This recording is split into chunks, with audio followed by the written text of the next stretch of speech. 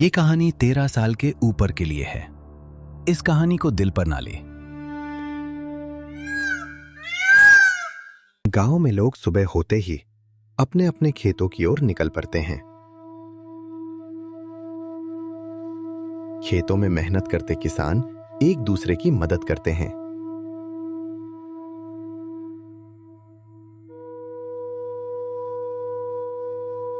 वंश भाई, तुम तो आजकल अच्छे फसल उगा रहे हो। क्या बात है, इतना मेहनत कर रहे हो तुम? ओ भैया, यह सब तो भगवान का कृपा है जो मेरा फसल अच्छे खासे हो रहे हैं।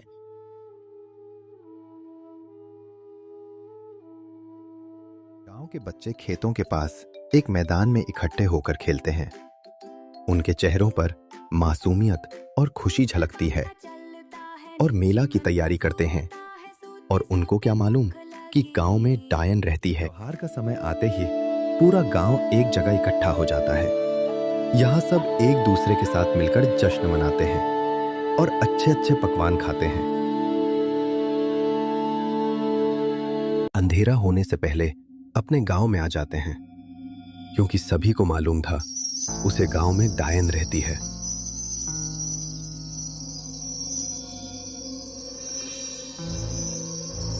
रामू का पत्नी घर पर इंतजार करती रहती है।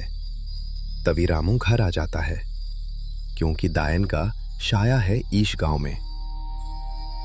ए जी, आप इतना रात तक कहाँ थे? आपको मालूम है ना, इस गांव में डायन का साया है। हमें बहुत डर लग रहा था। मेले से आते समय दोस्त के घर रुक गए हुए थे। चलो जल्दी से खाना लाओ, हमें बहुत जोर से भूख लगी है और नींद भी आ रहा है, सोना भी है। तभी रामू का पत्नी खाना लगती है और दोनों आदमी बैठकर खाते हैं। तभी जोर जोर से कुत्ता की रोने की आवाज।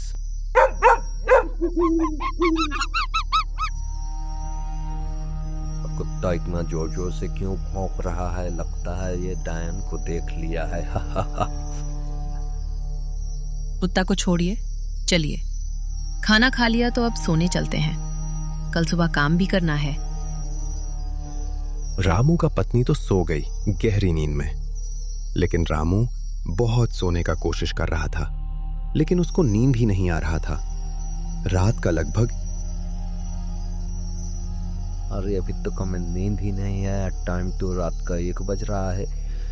क्या मालूम आज क्या होने वाला है। खाना खाते समय तो रात को कुत्ता भी भौंक रहा था। लगता है यह डायन कुछ करने वाली है। हे भगवान, मुझे रक्षा करना।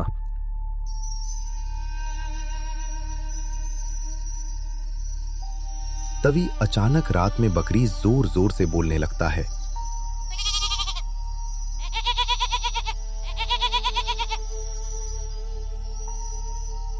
बकरी का आवाज अचानक बंद हो जाता है।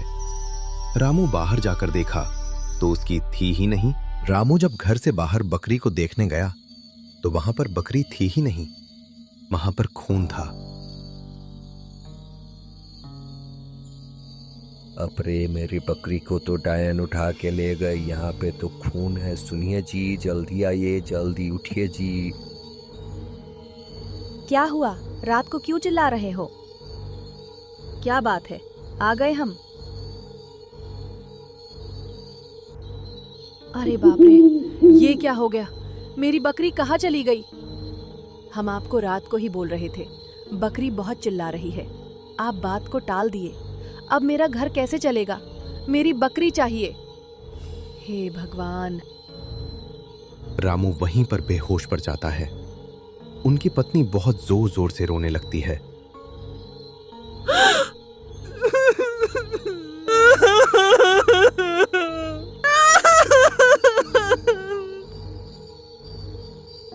तभी वहां पर गांव वाले आ जाते हैं।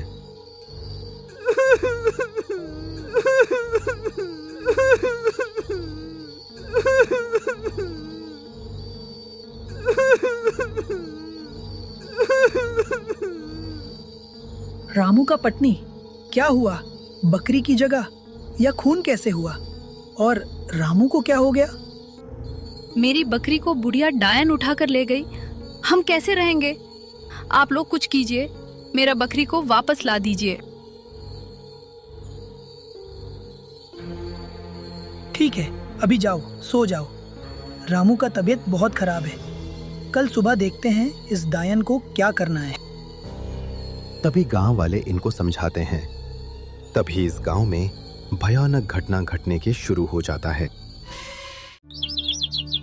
तभी अगले दिन सुबह होती है।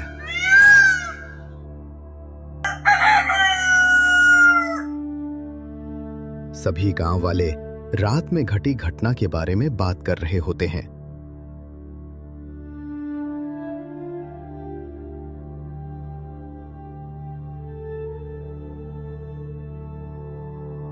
रामू और उसकी पत्नी सरपंच के पास जाते हैं।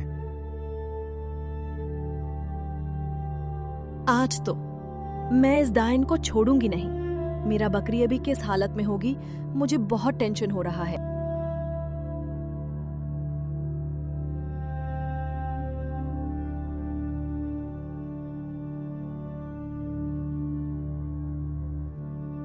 दोनों सरपंच के पास पहुंचती है।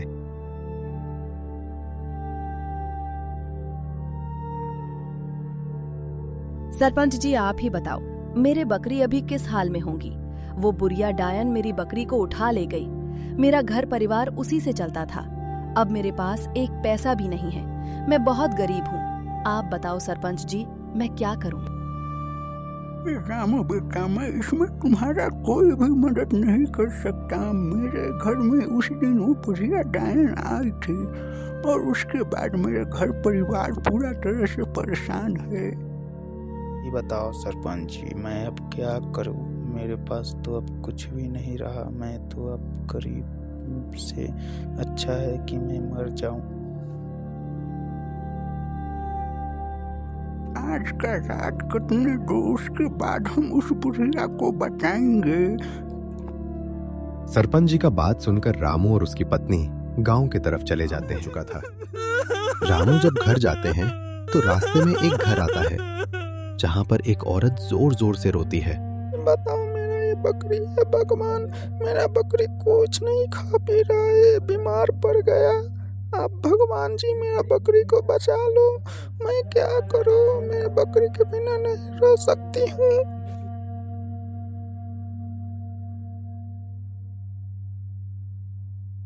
तो रामू पूछता है, पुष्पा बहन, आपको इतना जोर जोर से क्यों रो रहे हो? और इस बकरी को क्या हुआ? भैया, आप देखो ना, मेरे बकरी को कुछ नहीं खा पी रहा है। लगता है वो डायन इस बकरी को नजर लगा दी है। वो बकरी डायन उठा के ले गई बहन। मेरा बकरी बहुत अच्छा था। अब इस डायन को कुछ करना पड़ेगा। मेरे साथ किया और अब आपके साथ। हम नहीं चाहते कि मैं पूरा गांव वाले के साथ है हादसा हो। अब मुझे कुछ करना पड़ेगा। अमू भैया, अब इस गांव को एक बाबा ही बचा सकते हैं। कौन सा बाबा? कहाँ बैठते हैं वो बाबा? बहन, मुझे बताओ बाबा का पता। मैं अभी अभी जाता हूँ। भैया, बाबा अभी पीपर के पेड़ के नीचे बैठे होंगे। अभी वो रात को 8 बजे में पुराना पीपर का पेड़ है, वहीं पे मिलेंगे। आप जाओ। तभी वहां से रामू और उसकी पत्नी बाबा के पास जाते हैं।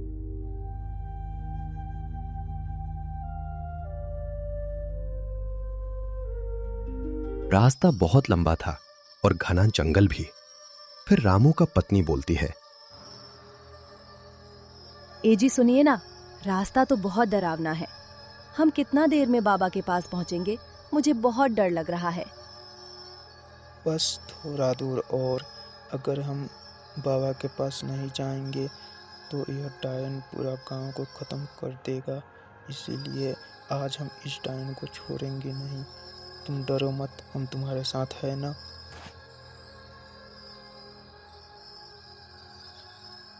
रास्ता इतना लंबा था कि मानो कि 2 दिन लग जाएं। लेकिन ये दोनों आदमी ठान लिया था, आज डायन को खत्म करेंगे।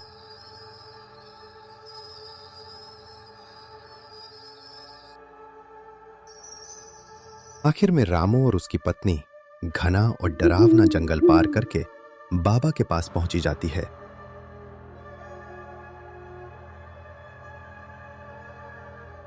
बाबा मुझे गांव को बचा लो प्लीज़ बाबा, मैं बहुत संकट में हूँ।